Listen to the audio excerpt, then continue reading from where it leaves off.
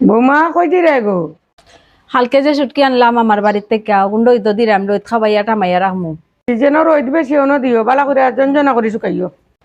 আচ্ছা মা, তাই আজকে কি দাঁড়ান টানতে দুপুরে? ডিম তোর হাড়ি রান্ধিলা বুঝি, বাক্কা নিচে ডিম খাইছি না। গড় তো বেশি ডিম নাই, সবের একটা হরিয়া হইতো না। আমি ডিম দিয়ে আজকে নতুন একটা রেসিপি রানবো।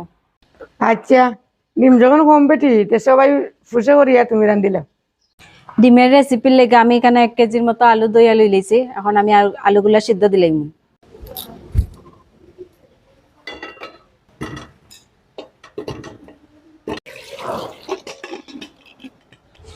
আলুটা সিদ্ধ হোক আর আমি এদিকে মশলা রেডি করিলাই।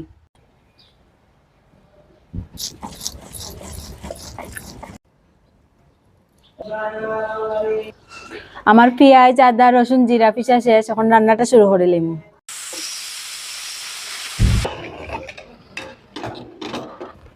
আমার 5টা সিটি দিলাইছে, আলুটা সিদ্ধ হয়ে গেছে।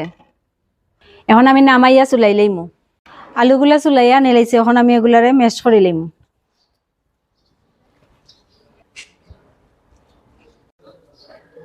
এখন আমি আলুর মাঝে 3টা ডিম কাটিয়ে দিলাম।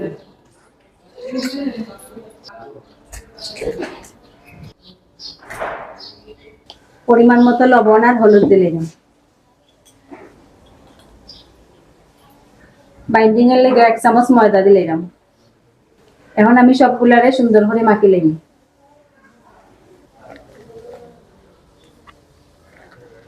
আপনারা আলুর পরিমাণ অনুযায়ী ডিম লইতে পারবা। আলু বেশি হইলে ডিম বেশি লাগবো, আলু কম হইলে ডিম কম লাগবো। আমার মাখানি শেষ, এখন আমি এগুলা দিয়ে ছোট ছোট বড়া ভাজিলাম। এখন আমি প্যানও হালকা তেল দিলাম। আমি এখন বড়া গুনতা দিলাম।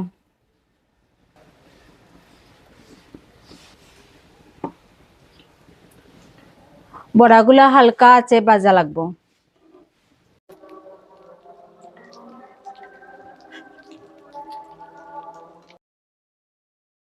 আমার বড়া ভাজা হয়ে গেছে, এখন আমি নামাই লইলাম। আমার সবগুলা বড়া ভাজা হয়ে গেছে, এখন আমি তরকারি বয়াই দিই।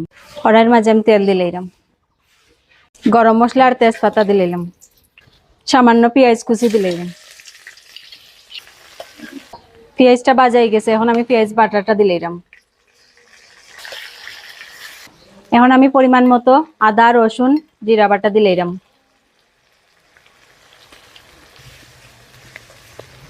পরিমাণ মতো লবণ হলুদ মরিচ দিলাম।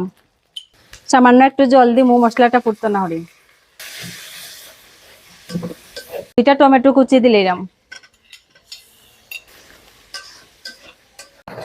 মশলাটা কষি গেছে, এখন আমি জল দিলাম।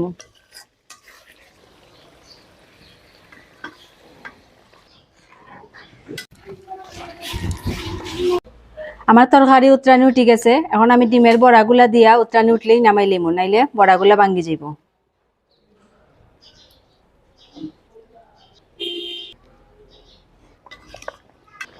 আমার রসাটা একটু ঝুল ঝুল থাকবো, এখন আমি কাঁচামরিচ দিয়া নামাই লিম।